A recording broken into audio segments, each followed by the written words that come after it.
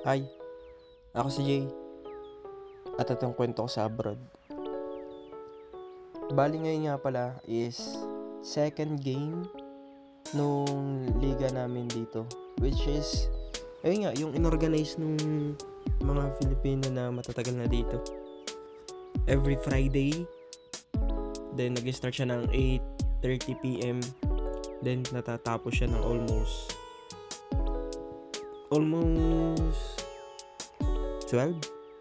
or 12:30 AM, dahil tatlong game siya, 6 team, then tatlong game every Friday night. Tapos bali wala akong pasok and nakabook up ko yung every Friday namin. Pinayagan kami nung mabait naming scheduling manager. Nang bola pa, mabait yung scheduling manager. Siyempre, para payagan tayo. Charot lang, mabait talaga yung si sir. Kaya pinayagan tayo.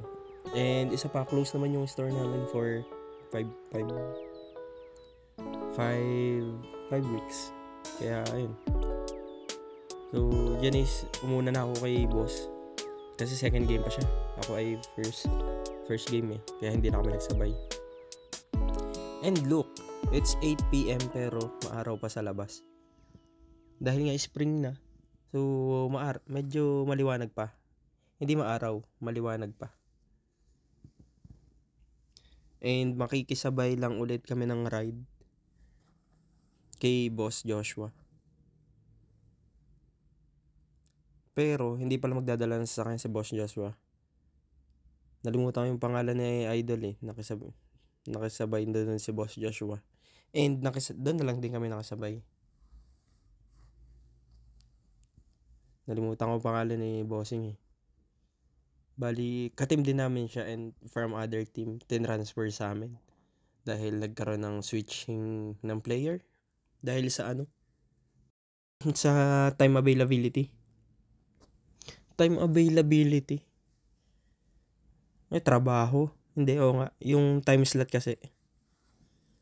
Yan, nakasabay na lang kami. And on the way na kami pa punta dun sa paglalaroan namin. Siguro 5 minutes or less lang naman yung distance. Kaya mabilis lang kami makarating. Hindi ko alam kung gaano katagal na si Idol dito sa Canada. Yung may-ari na sasakyan. Pero I think parang matagal na siya dito. And yan, si Boss Joshua.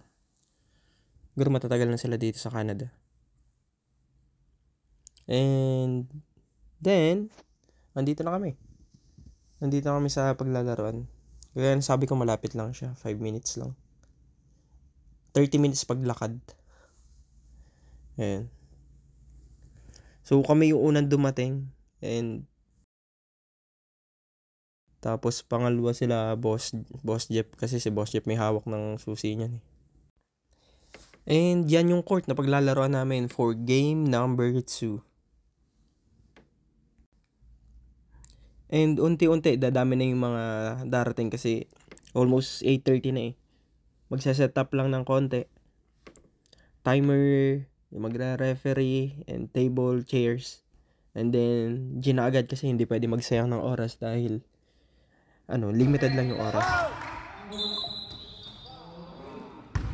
And these videos is siguro pang game number 2 na to, or number 2 or number 3. Dahil first game kami. And yun na nga, talo kami. Game number 2.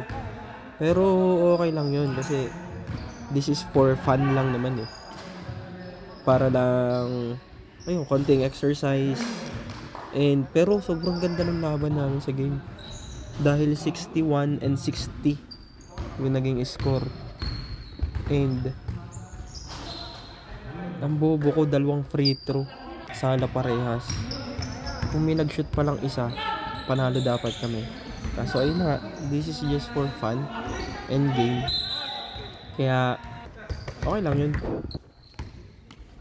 Dahil importante kahit paano may napaglilibangan kami. And ayun na nga. Alam mo naman pag Pinoy, di ba? So yung pinakang libangan natin is maglaro ng basketball. Sa mga lalaki mostly, di ba? Ganun yung mga libangan namin. Ewan ko sa mga babae siguro, maglaro sila ng ano, badminton, volleyball.